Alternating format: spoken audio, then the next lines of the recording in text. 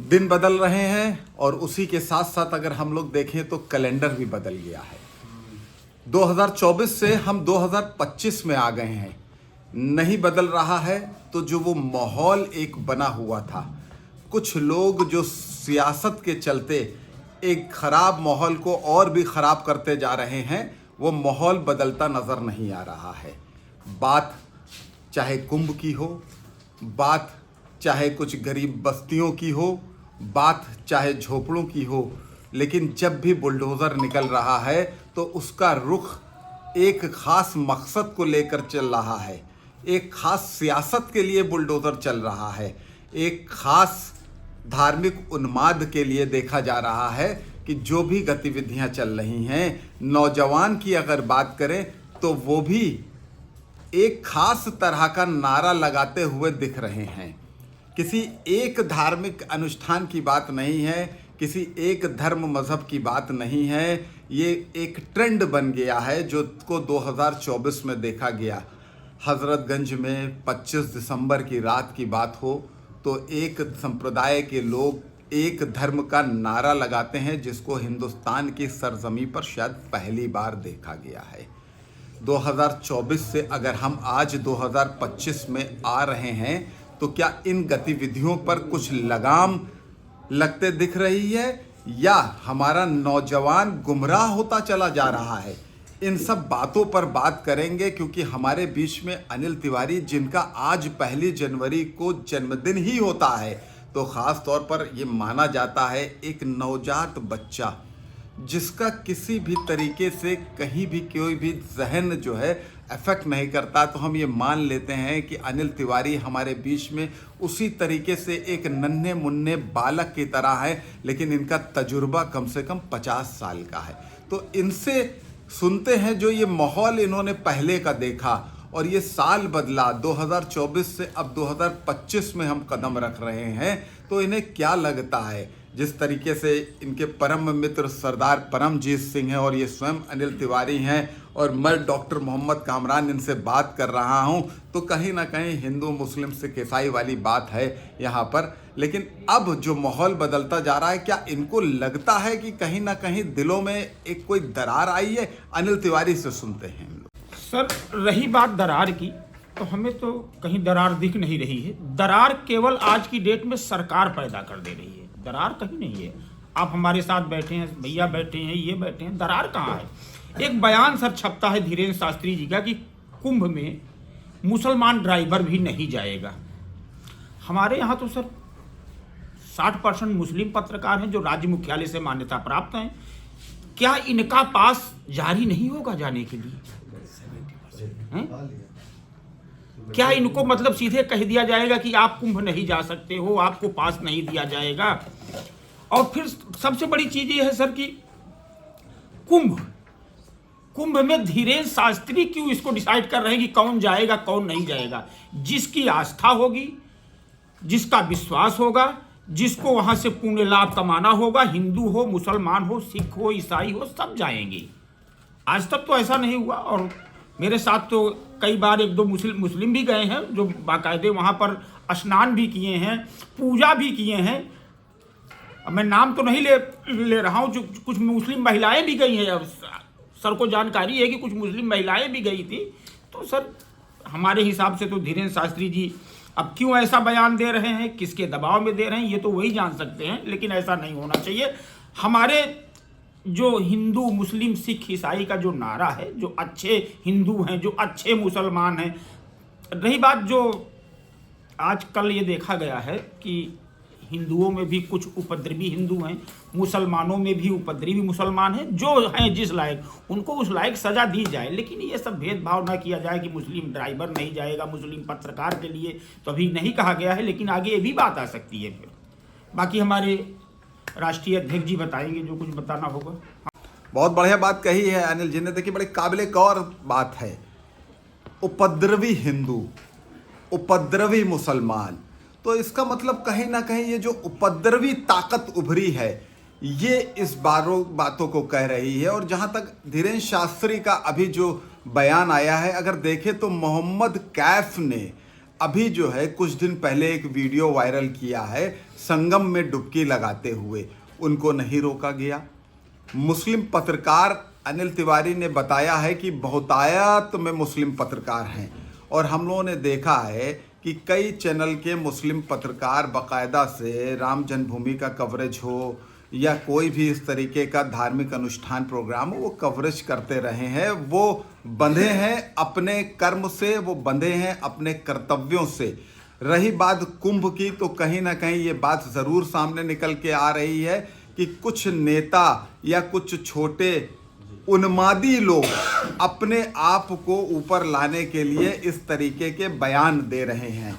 हम लोगों के बीच में ऑल इंडिया न्यूज़पेपर एसोसिएशन के राष्ट्रीय अध्यक्ष अजय वर्मा जी मौजूद हैं। उनसे पूछते हैं क्या लगता है उनको, क्या नज़रिया सरकार क्या मुस्लिम पत्रकारों को भी कुंभ की कवरेज के लिए बैन करेगी या कोई ऐसा किसी नेता के कहने पर उनके प्रवेश पर प्रतिबंध लगाया जाएगा? अजय वर्मा जी से बात करते हैं।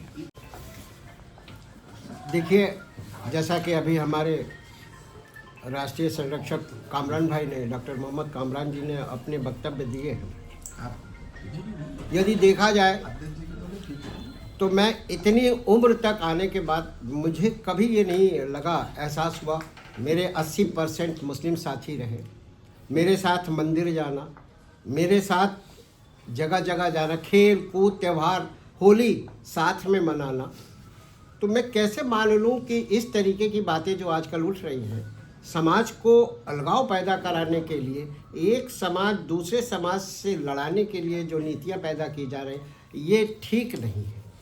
जहाँ तक मेरा मानना है, मैं बता दूं कि तमाम लोग ऐसे मुस्लिम भाई हैं जिन्होंने वृंदावन में जा कर के बांके बिहारी जी के दर्शन किए, आपके होली खेली उनके जा कर के। तो ऐसी स्थितियों में तमाम मुस्लिम भाई हमारे धर्म को भी अपनाता है, हम उनके धर्म को अपनाते हैं। अगर सदियों पुराना देखा जाए इतिहास, तो कहीं न कहीं से वो सब हमारे ही भाई हैं, हम सब एक ही धर्म से जुड़े हुए हैं। और ये बात आजकल के सारे मुस्लिम भाइयों को समझ में आ गई है कि हम सब एक हैं। तो फिर दुराव पैदा कराने वाले कौन लोग हैं कि इन्होंने ऐसा किया या उनको यहाँ न जाने दिया जाए? कुछ जगह हैं जहाँ पर हिंदू भाई नहीं जा सकते, कुछ ऐसी जगह हैं जहाँ पर मुस्लिम भाई नहीं जा सकते। लेकिन मैं चाहता हूँ इस बात के लिए, ये बात मैं कहना भी चाहता हूँ आपके माध्यम से, कि ऐसी जगहों पे जहाँ पर प्रतिबंध लगा है कि एक दूसरे वर्ग लोग नहीं जा सकते हैं, यदि उनको भी समाप्त कर दिया जाए तो एक बहुत बड़ी एकता उभर के भारत के लिए साबित होंगे। और हम चाहते हैं कि सभी लोग एकजुट होकर के, एक संप्रदाय के होकर के, एक साथ मिल करके इस देश के लिए काम करें, ना कि हिंदू मुस्लिम करके आपस में विभाजन पैदा करें। हमारे बीच में सरदार परमजीत सिंह हैं और मैं उनसे बात करने से पहले एक बात बताना चाहूँगा आप सबको कि बड़ी खूबसूरत जगह है। अगर कोई भी शख्स हम में से वहाँ पर गया हो, गोल्डन टेम्पल सिखों का सबसे बड़ा तीर्थ स्थल माना जाता है गोल्डन टेम्पल। और वहाँ पर किसी भी तरीके की, किसी भी धर्म मजहब के लिए कोई पाबंदी नहीं लगी है। ना अमीर के लिए कोई ख़ास व्यवस्था रखी गई है, ना गरीब के लिए कोई दूसरा दरवाज़ा रखा गया है। लंगर भी सब साथ मिलकर बैठकर खाते हैं और उसके बाद कार सेवा भी करते हैं। अमीर से अमीर आदमी भी जब वहाँ जाता है तो जूतों से लेकर फर्श की सफाई तक अपना योगदान देने के लिए आगे रहता है।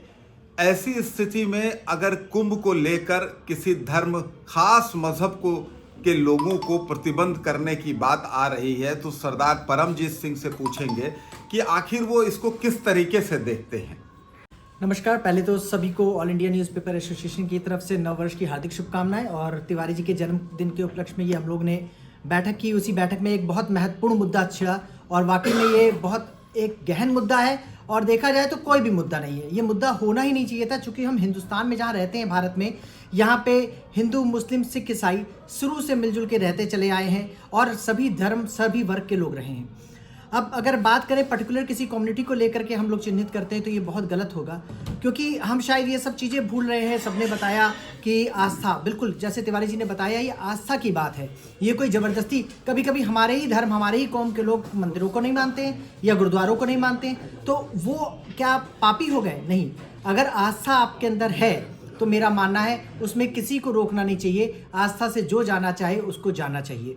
दूसरा, अगर हम बात करें गंगा जमुनी तहजीब की, आपने देखा होगा यहाँ पे बड़े मंगल के भंडारे होते हैं। जो बड़ा मंगल शुरुआत हुआ वो एक मुस्लिम समुदाय की तरफ से ही शुरुआत की गई थी, और आज देखिए कितने बड़े पैमाने पे लखनऊ से शुरू होता हुआ वो पूरे देश में, यहाँ तक कि विदेश में चर्चा का विषय बना हुआ है।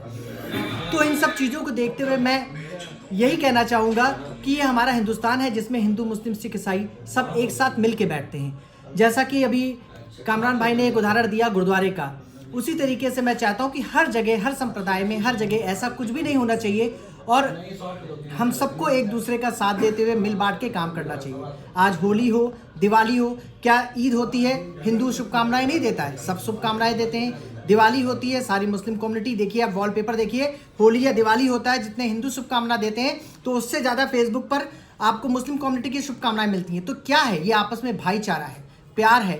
तो मैं चाहता हूं कि राजनीति राज करने के लिए की नहीं जानी चाहिए, रणनीति बना के कुछ भी ऐसा डिवाइडेशन नहीं करना चाहिए जो आपस में प्यार बटा हुआ है। अगर प्यार बटेगा तो दिक्कत होगी, और ऐसा नहीं है यदि कोई दंगे होंगे, कोई दिक्कतें आएंगी, तो क्या हिंदू नहीं मारा जाएगा, क्या सिख नहीं मारा जाएगा? उसमें सभी मारे जाएंगे, सबको दिक्कत होगी। तो मैं चाहूँगा कि कोई भी राजनीति ऐसी ना की जाए। मेरी यही गुजारिश है, सब लोग आपस में मिलजुल के रहें, किसी प्रकार की कोई ऐसी राजनीति ना करें कि हम लोगों का आपस में प्रेम घटे। और जैसा कि हमारे तिवारी जी ने बताया कि हर धर्म में कुछ ना कुछ उपद्रवी होते हैं, मैं मानता हूँ, उपद्रवी हो गए या कट्टरपंथी हो गए, तो उन चीज़ों को देखते हुए जो सज़ा के हकदार हैं, जैसा कि उन्होंने कहा था, उनको सजा दी जाए। पर्टिकुलर सबको सजा मत दी जाए, जिसे कहा जाता है गेहूं के साथ घुन पिसना, वैसा नहीं होना चाहिए। और इस नए साल के अवसर पर मैं सभी से गुजारिश करूंगा, मैं चाहूँगा सबको भगवान सद्बुद्धि दे, हम लोग अपना मस्त रहें, मिलें, आपस में उठें, सारी तहजीब जितनी भी हिंदू, मुस्लिम, सिख, ईसाई सब लोग हैं मिल करके रहें, और हमारा देश आगे बढ़े, तरक्की करे। एक बार पुनः सभी को नववर्ष की हार्दिक शुभकामनाएं। हमारे बीच में आलोक निगम, जो कि ऑल इंडिया न्यूज़पेपर एसोसिएशन के साथ साथ बीजेपी के सोशल मीडिया सेल में के साथ भी जुड़े रहे हैं, और भारतीय जनता पार्टी के कई वरिष्ठ नेताओं के साथ आपका लगातार संपर्क बना रहता है, और चुनाव से लेकर घर घर जाने के कार्यक्रम को लेकर भाजपा के तमाम वरिष्ठ नेताओं के जो पॉलिसीज़ हैं उनको इम्प्लीमेंट कराने में उनका बहुत बड़ा योगदान रहा है। तो जब ये हालात पैदा हो रहे हैं जहां पर इस तरीके की बातें आ रही हैं, जिसका सीधे सीधे आरोप कहीं ना कहीं भाजपा सरकार पर लग रहा है, क्योंकि यदि कोई नेता इस तरीके का बयान देता है और उस पर सरकार द्वारा कोई कार्रवाई नहीं की जा रही है, तो ये साफ साफ दिखाई देता है कि कहीं ना कहीं सरकार की भी इसमें मंशा शामिल है। तो आलोक भाई से पूछते हैं कि जो ये एक बांटने की एक नई राजनीति उभर कर आई है, जिसमें इस तरीके के बयानबाजी से लोग अपने आप को रातों रात हीरो बना हुआ महसूस करते हैं, और सरकार द्वारा इस पर कोई कार्रवाई नहीं की जा रही है, तो ये इसको किस नज़रिए से देखते हैं? आलोक भाई से बात करते हैं। नमस्कार, और कामरान भाई का बहुत बहुत धन्यवाद कि उन्होंने वहाँ पर इस चर्चा में हमें शामिल होने का मौका दिया और सरकार का पक्ष रखने की मेरे को अनुमति दी। देखिए, सरकार का इन सारी गतिविधि से कभी कोई ना लेना देना था, भाजपा सरकार का ना होगा। भाजपा सरकार सबका साथ सबका विकास में विश्वास रखती है। मोदी जी का जो मूल मंत्र है उसी पे हम लोग आगे बढ़ रहे हैं और उसी पे आगे चल भी रहे हैं। योगी जी महाराज जी का इसमें बहुत बड़ा योगदान है, वो बहुत मेहनत कर रहे हैं कि इसी मूल मंत्र पे आगे चल के सभ्य समाज को हम लोग आगे लेके चलें। तो ये सरकार की जहाँ तक मंशा की बात है, सरकार की मंशा पे शक ना करिए, क्योंकि सरकार की मंशा अपनी जगह बिल्कुल दृढ़ है और सब समाज को साथ में लेके चलने की है। हाँ, कुछ चीज़ें हैं जो कि लोगों को समझने की आवश्यकता है। मैं पर्यटन क्षेत्र से हूँ, तो मैं एक बात और बता सकता हूँ जो काफ़ी लोगों को नहीं पता होगी। वो ये है कि जब से मोहम्मद बिन सलमान सऊदी अरेबिया में वहाँ पर शासन पे आए हैं और वहाँ की कमान संभाले हुए हैं, और उनके हमारे यशस्वी मोदी जी से बहुत अच्छे संबंध हैं, तो कह सकता हूँ मैं कि मोदी जी की साथ में रहने से उनका यूएई और बहुत एक से जो मुस्लिम कंट्रीज़ हैं वहाँ के जो शासक हैं उन पे बड़ा ही पॉजिटिव इम्पैक्ट पड़ा है। एक छोटा सा उदाहरण मैं देना चाहूँगा कि वहाँ पर आप लोगों ने मक्का मदीना का नाम बहुत सुना होगा, तो आपको मैं बताना चाहूँगा कि मदीना में काफ़ी एरिया, मस्जिद वाला एरिया छोड़ के अब सऊदी गवर्नमेंट ने फर्स्ट टाइम वहाँ पर नॉन मुस्लिम्स के लिए खोल दिया है कि वो जाके वहाँ का कल्चर, वहाँ का वो कर सकते हैं। और मुझे पूरी उम्मीद है कि बहुत जल्द ही सऊदी अरेबिया आगे चल के जो थोड़े बहुत प्रतिबंध लगे हैं उनको भी कम कर देगा। तो ये प्रतिबंध की राजनीति जब वहाँ नहीं चल रही है तो यहाँ पे चलने वाली नहीं है, और हम लोग ने कभी इसका समर्थन किया भी नहीं है। कुछ लोग हैं जो कि गलत सलत बयान दे देते हैं जिससे कि वहाँ पर जो है एक माहौल ख़राब होता है, और उसकी हमें निंदा करनी चाहिए, जो सीधी सी बात है। क्योंकि चक्कर ये समाज ये सबको लेके बना हुआ है और सबको लेकर ही हम चलेंगे। मोदी जी ने अपनी जितनी भी वहाँ पर 67 जो योजनाएं चालू करी, किसी में उन्होंने किसी तरह का भेदभाव नहीं करा। और आज यही रीज़न है कि वहाँ पर आप देखेंगे आवास की बात होगी तो वहाँ पर कितने हमारे मुस्लिम भाई हैं जो गरीब हैं उनको आवास मिला। हाँ, गरीब अमीर पे उनका ज़रूर फोकस है, उनका ये है कि वहाँ पर हाँ गरीब को का भला हो, लेकिन कभी भी जातिगत या वहाँ पर संप्रदाय को लेके उनकी या भाजपा की ना सोच रही है ना हो रहा है। लखनऊ तो एक हम लोग इतनी अच्छी पावन भूमि जहाँ अटल बिहारी वाजपेयी जी का भी हम लोगों ने जन्म दिवस भी मनाया 25 तारीख को, और ये उनका शताब्दी वर्ष है उनका। और अटल जी तो सबको साथ में लेके चलने वाले व्यक्ति रहे हैं, उन्हीं से प्रेरणा लेके भाजपा आगे चल रही है।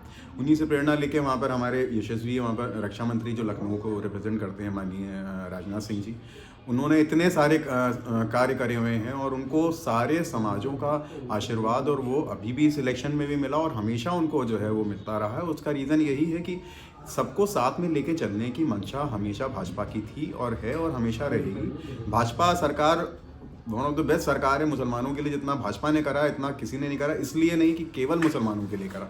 उन्होंने जब गरीबों को करना चालू करा तो उसमें मुस्लिम कम्युनिटी में गरीबी बहुत ज़्यादा है, तो क्या हुआ कि उसका लाभ उनको बहुत ज़्यादा मिला। लेकिन वहाँ पर नीतियाँ हमेशा जो है इस तरह से बनाई गई कि ये जो अमीर गरीब का जो वो है बैलेंस, उसको कम किया जाए, वो करा जाए, ना कि वहाँ पर किसी संप्रदाय के खिलाफ करा जाए। और इस चीज़ों को होना भी नहीं चाहिए कि संप्रदाय का कोई वहाँ पर इन चीज़ों से लेना देना नहीं। ये देश सबका है और ये देश सबका रहेगा।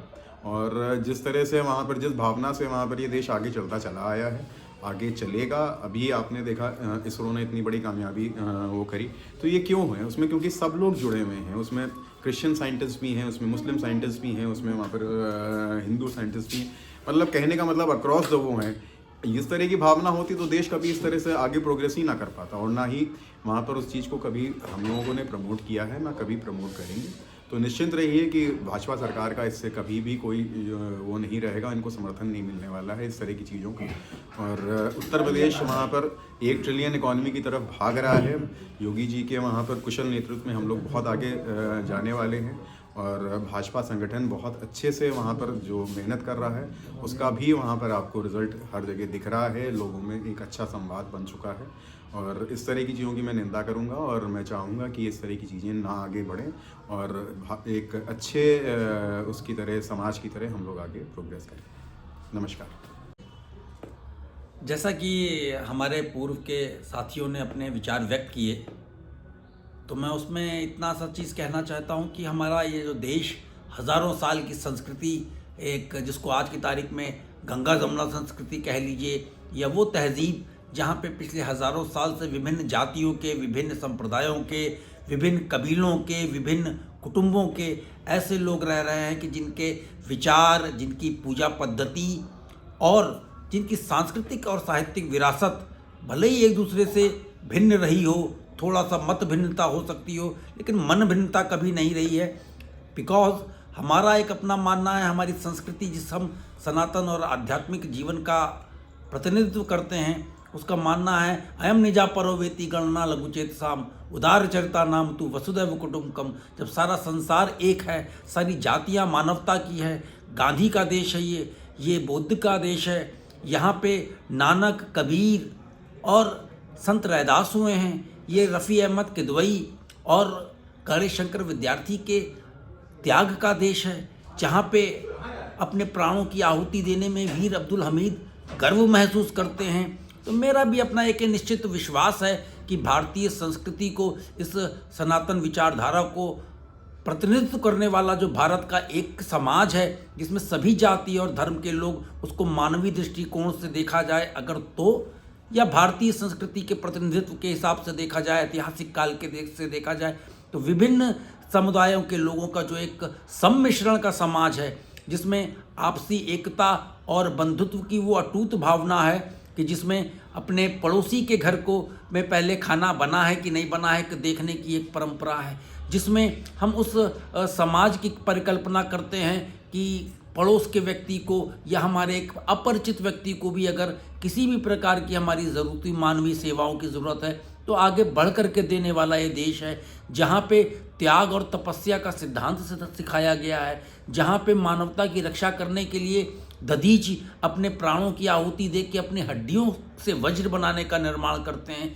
मेरा अपना मानना है कि ऐसी गंगा जमुनी तहजीब को ये व्यक्तित्व नुकसान इतना पहुंचा सकते हैं कि मनुष्य के वर्तमान के समय काल में मस्तिष्क में खलिश पैदा कर सकते हैं, लेकिन हमारी गंगा जमुनी तहजीब विविधता में एकता की जो संस्कृति है भारत की ऐतिहासिक, उसको खंडित करेंगे ऐसा मेरा विश्वास नहीं है। हाँ, निश्चित ही वर्तमान में पिछले कुछ समय से विभिन्न संगठन, और जैसा कि अभी पूर्व में कहा गया कि हर धर्म में एक असामाजिक तत्व या हुड़दंगी तत्व रहता है, जिसको आप फ्रिंज एलिमेंट्स कह सकते हैं समाज का, जिसका उद्देश्य सिर्फ समाज के विभिन्न पहलुओं में, विभिन्न प्रसंगों में अपनी अलोकतांत्रिक और गैर जिम्मेदारी हरकतों के कारण समाज में एक उथल पुथल मचाने का प्रयास किया जा सकता है। लेकिन इस गंगा जमुनी तहजीब को, इस भारत के सम्मिश्रण वाली कला जहाँ पे हमारा मिला हुआ है, साहित्य मिला हुआ है, संगीत मिला हुआ है, एक से एक संगीत के फनकार, लेखक ऐसे हुए हैं जिन्होंने संस्कृत में विद्वत्ता हासिल करके अपनी शिक्षा का प्रचार प्रसार किया। जायसी, मलिक मोहम्मद जायसी के छंद, और अगर देखा जाए कबीर की वाणी, तो इस सब का साहित्य और संस्कृति और संगीत का जो हमारा देश का प्रतिनिधित्व है, ये गंगा जमुनी तहजीब जो है, विविधता में एकता का जो हमारा कल्चर है, इसको कोई भी धीरेन्द्र शास्त्री या और वो व्यक्ति, किसी का नाम लेना उचित नहीं है, जो वातावरण एक ऐसा बना हुआ है वो खंडित नहीं कर पाएगी, ये मेरा पूरा विश्वास है। क्योंकि मैं गांधी का मानने वाला हूँ, और गांधी का मानना था कि इस देश में जो बहुसंख्यक है वो उतना ही अल्पसंख्यक से प्यार करता है जितना कि अल्पसंख्यक अपने बहुसंख्यक साथियों से करता है। देश प्रेम की भावना, मानवता की सेवा की भावना, आज़ादी की उस लड़ाई में जब हम महात्मा गांधी के नेतृत्व में लड़े, 1947 में हमको आज़ादी मिली, उस समय भी इस देश के निर्माण में, नवनिर्माण की जो सेना आगे बढ़ी, आज़ादी के बाद की सरकारें बनी, उसमें कहीं ये भेदभाव नहीं था कि वो इस धर्म का है, इस मजहब का है, इस संप्रदाय का है। पिछले कुछ समय से हो सकता है कि वातावरण में जो हम लोग सब देख रहे हैं कि एक ऐसा वातावरण पैदा करने की कोशिश की जा रही है, लेकिन मेरा अपना विश्वास है, और मैं आपको भी ये विश्वास दिलाना चाहता हूँ कि हमारे इस देश में इस गंगा जमुनी तहजीब को खंडित करने का जो प्रयास करेंगे वो अपने प्रयासों में असफल होंगे। इसी भावना के साथ जय हिंद, भारत माता की जय। जैसा कि अभी ज्ञानी भाई ने कहा कि ये गंगा जमुना तहजीब का देश है, ये कबीर का देश है, ये गुरु नानक का देश है, ये गणेश शंकर विद्यार्थी का है, महात्मा गांधी का देश है। 100 की सीधी एक बात, इस देश में उस इंसान को कहीं आने जाने से नहीं रोका जाना चाहिए जो देश से प्रेम करे, चाहे वो हिंदू हो, मुसलमान हो, सिख हो, ईसाई हो। और जो भी इंसान देश से नफरत करता है, देश से गद्दारी करता है, उसको हर जगह बैन कर देना चाहिए। और यही बात पूज्य महंत योगी आदित्यनाथ भी कहते हैं। हमारे यहाँ बहुत सारे ऐसे मुसलमान भी हमारे इसी लखनऊ में हैं जो आज भाजपा जैसी पार्टी में हैं और बाकायदे काम कर रहे हैं, सबका आदर हो रहा है, सबका सम्मान हो रहा है। तो चाहे वो हिंदू हो या मुसलमान हो, उसको देश से प्रेम करना ही पड़ेगा। अगर उपद्रवी है तो वो जिस लायक है उसे हर जगह से, क्या उसे मैं तो कह रहा हूँ देश से निकाल दिया जाए। अगर देश के साथ गद्दारी कर रहा है, देश के साथ धोखा कर रहा है, जिसका जहाँ खा रहा है उसी के साथ गद्दारी कर रहा है, तो इससे ज़्यादा मैं और क्या बोलूँ। और मैं तो सबसे निवेदन करूँगा अपने देश से, अपने वतन की मिट्टी से प्रेम करें। ठीक है, जय हिंद, जय भारत। सभी सहयोगी जो साल के पहले दिन 1 जनवरी 2025 में ऑल इंडिया न्यूज़पेपर एसोसिएशन के कार्यालय में इकट्ठा हुए, जहां मौका तो था अनिल तिवारी के जन्मदिन की खुशियां बांटने के लिए, लेकिन एक संजीता बात पर सबने चर्चा रखी। और ये चर्चा हमें उम्मीद है कि जब सोशल मीडिया के माध्यम से जन समूह के पास पहुंचेगी तो वो भी अपने विचार इस पर व्यक्त करेंगे और आईना द्वारा लगातार अपनी हर बैठक में किसी न किसी मुद्दे पर इसी तरीके की चर्चा होती रहेगी।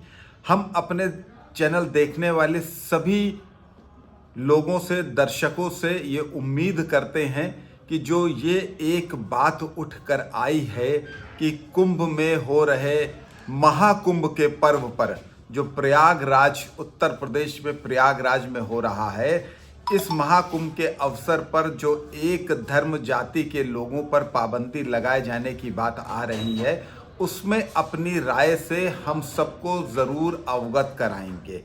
और आप इसी तरीके से बने रखिए।